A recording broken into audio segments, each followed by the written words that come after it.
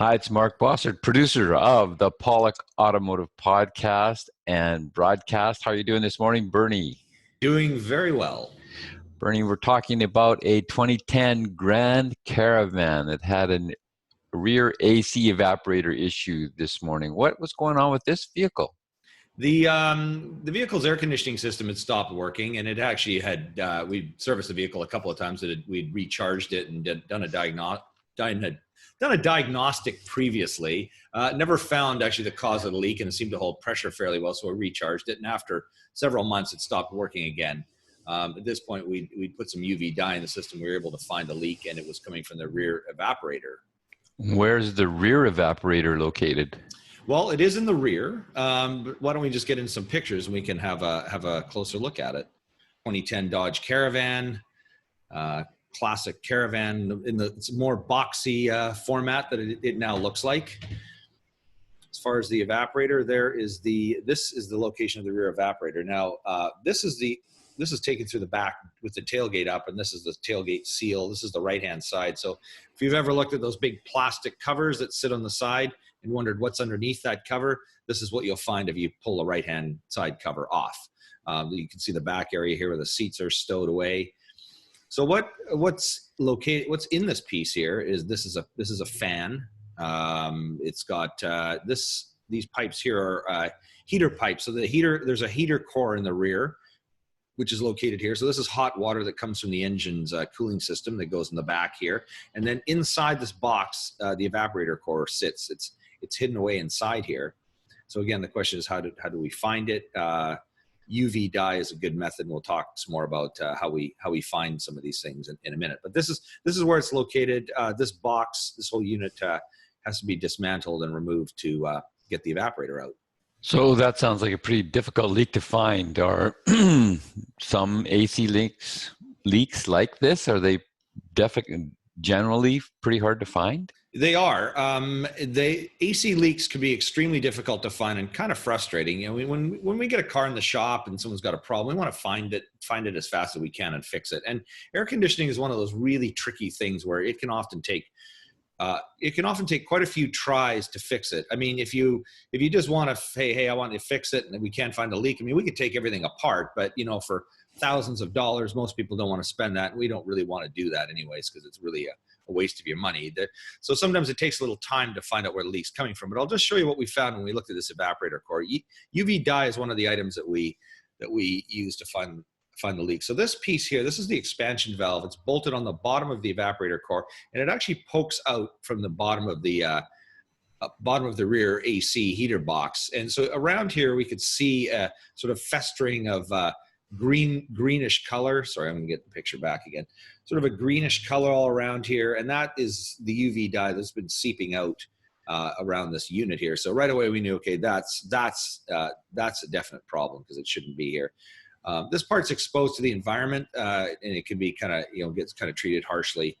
So the evaporator is actually attached here. These are the pipes of the evaporator. It bolts the expansion valve, and then on this end of it, the pipes that go to the rear AC system that run right from the front of the vehicle from the engine compartment are attached here. So they run right at the length of the vehicle. And this is a rather cool picture. No, you haven't taken any strange psychedelic drugs. This is an interesting picture. This is what we see when we look for the leak. So we have a UV dye is sensitive to ultraviolet light, which is a kind of purple colored light, and it works best if we put on a yellow colored glasses. So I actually took this photograph through the yellow colored glasses, and this is like absolute evidence of a leak here. This is the oil that's leaked out and stained green. So the purple is just from the light, the yellow is just from the glasses, and that's a leak. So very evident. And that's the rear evaporator that you're showing there? That's the rear evaporator, yeah. It's like it's like a heater core, or it radiates out cold air is essentially what it does. So sounds like a real pain. Did you use UV dye to find this one? Is that the typical method, or are there other things you use to find these leaks? We do, and there's several methods to finding leaks. I mean, first, of course, is a visual inspection to see whether you can actually see leaks, because a lot of times a leak can be so bad it's visible. Now, like air conditioning refrigerant in and of itself is it's sometimes liquid, sometimes gas, but it's the oil that's in the system that kind of gives it away. That'll leave a trace of something. So when we put the UV dye in, that's in the oil, and that's what leaves the trace of leakage. But there are a lot of components on AC that you can't see, like this rear evaporator core, for instance. It's buried, it's hidden. There's a front evaporator as well. That's under the dash. Again, that can be $1,000 worth of labor or more to remove that, to actually look at it. So, we want evidence before we take that apart that's what you need. But there's a lot of pipes and fittings and hoses and even the compressor. These parts are all buried in different parts on the vehicle. So finding AC leaks can be difficult. So dye is one way. And the second most common method we use is with an electronic electronic refrigerant detector. So this is an item, it has a little probe and we can kind of move it around to various parts. And when it detects refrigerant, it'll start making a beeping noise.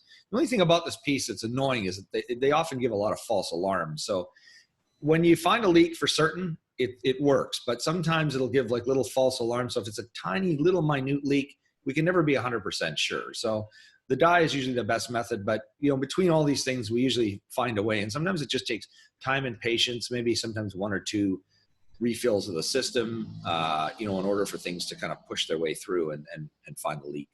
And how big of a job was the evaporator replacement on this 2010 Caravan? It's a fair bit of work, but certainly not as bad as the front one. We just basically, the side panel had to be removed, which is a fair bit of work. Side panel removed, the box out. And of course the AC system has to be evacuated and then recharged again after service. It's a few hours work to do this, but minute in comparison compared to the front evaporator, much less complex. And Caravans have been around for a long time now. How are they these days for reliability? I'd say a lot better than they used to be. I've been servicing Caravans since they first came out. They're almost an iconic minivan, but they're certainly a lot less popular than they used to be. There's just a lot more competition out there. I'd say, I always say Toyotas and Hondas are probably definitely more reliable, but Caravans are much better priced. So overall, they're probably not, you'll probably have a few more problems with them given, a 10-year span or a little longer, but the price you pay is a lot lower. So it probably works out dollar-wise less money to have a Caravan. And things like transmissions don't seem to go as often as they used to, which was a common problem on them. So definitely better than they used to be. So there you go. If you're looking for service for your Dodge Caravan any year in Vancouver, the guys to see are Pawlik Automotive. You can reach them at 604-327-7112 to book your appointment. You have to book ahead. They're busy. Or check out their website, pawlikautomotive.com. We have our YouTube channel, Pawlik Auto Repair, hundreds of videos on there, as well as hopefully you're listening on our new podcast. Thanks, Bernie. Thanks, Mark.